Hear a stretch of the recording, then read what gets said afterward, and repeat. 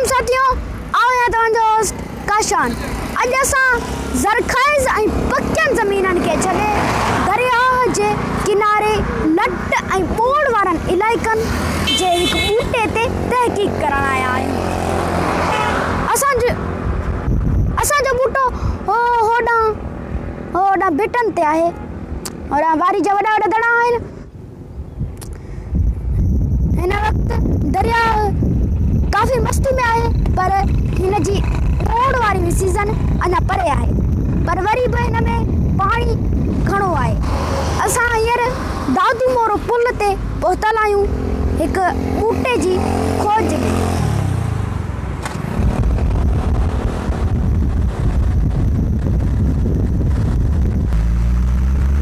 हाणे असां हलूं था पंहिंजे ॿूटे जी ॻोल्हा में।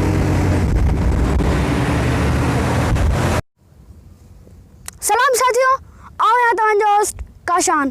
अॼु असां वारी जे वॾनि दड़नि ते पहुतल आहियूं ट्रू जे ॿूटे जी ॻोल्हा में।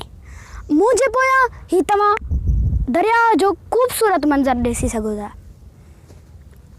ट्रू खे जेकॾहिं वारी जो वारिस चइजे त को वधाउ न थींदो, छाकाणि त ओन्हारे जी गरम मौसम ऐं टिचकंदड़ वारी ते अकेलो ट्रू ई आहे जेको पुठा खोड़ियो पियो हूंदो आहे। ट्रू जी वल वारी जे वॾनि दड़नि जी चोटी ते अप्रैल जे महीने में फोटाड़ो शुरू कंदी आहे। अचो तव्हांखे ट्रू जी वल ॾेखारियूं। अचो, ही ॾिसो ट्रू जी वल कीअं वारी ते पुठा खोड़ियो पई आहे। ये ॾिसो,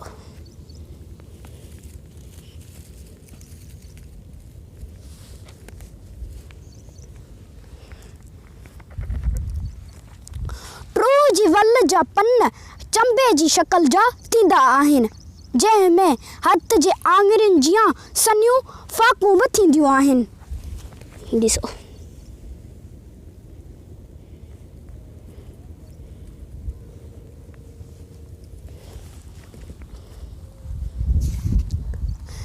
ॾिसण में ट्रू जी वल बि ख़ूबसूरत लॻंदी आहे।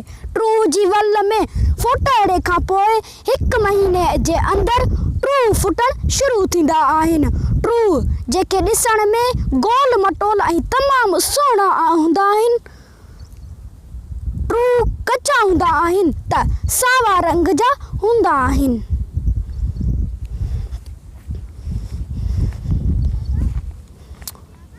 ही ॾिसो,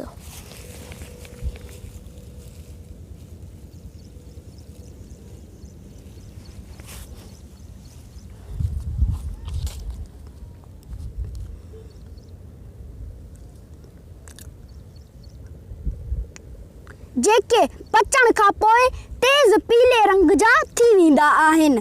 हींअर पचल ट्रू न आहिनि, तंहिं करे असां तव्हांखे नथा ॾेखारे सघूं। को लभंदो त तव्हांखे ज़रूरु ॾेखारींदासीं। ट्रू जेके ज़ाइके में तेज़ कड़ा हूंदा आहिनि, उन करे अक्सर करे ट्रू जी को वेझो ई न वञे। उन करे हिकु आम चवणी बि मशहूरु आहे त सोना त ट्रू बि पटनि ते पिया रुलनि। ट्रू ज़ाइके में तेज़ कड़ो हुजण करे अक्सर करे वारी जे दड़नि में पुटे जवान थी वरी वारी में फना थी वेंदो आहे, जेको वरी पंहिंजे फोटाड़े जी सीज़न जो इंतज़ारु करणु शुरू कंदो आहे। ट्रू जी वल ऐं ट्रू जे मेवे खे ॿकरियूं ऐं उट वॾे शौक़ सां खाईंदा आहिनि।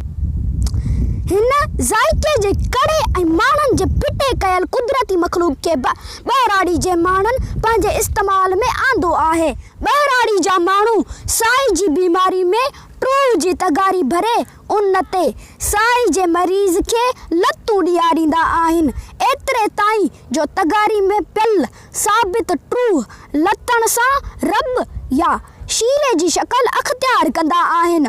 उन वक़्त ताईं मरीज़ उन खे लताड़ींदो रहंदो आहे ऐं अहिड़ो अमल मरीज़ खे लगातार हिकु हफ़्ते ताईं करायो वेंदो आहे। ॿहिराड़ी में अगरि को ॿार हथ जे आङूठे खे चुपड़ी या चूसण जो आदी हूंदो आहे त उन जे आङूठे खे ट्रू जे रस लॻाए छॾींदा आहिनि।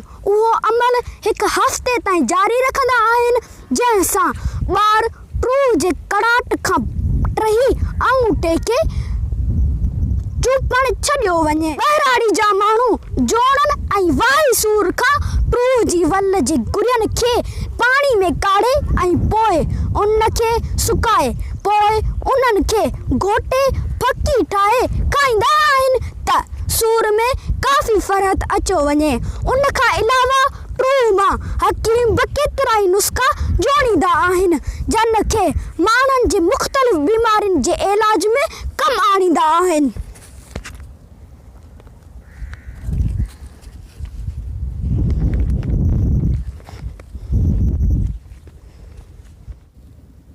असांजी वीडियो पसंदि आई हुजे त असांजे चैनल खे सब्सक्राइब ऐं वीडियो खे लाइक ज़रूरु कंदा।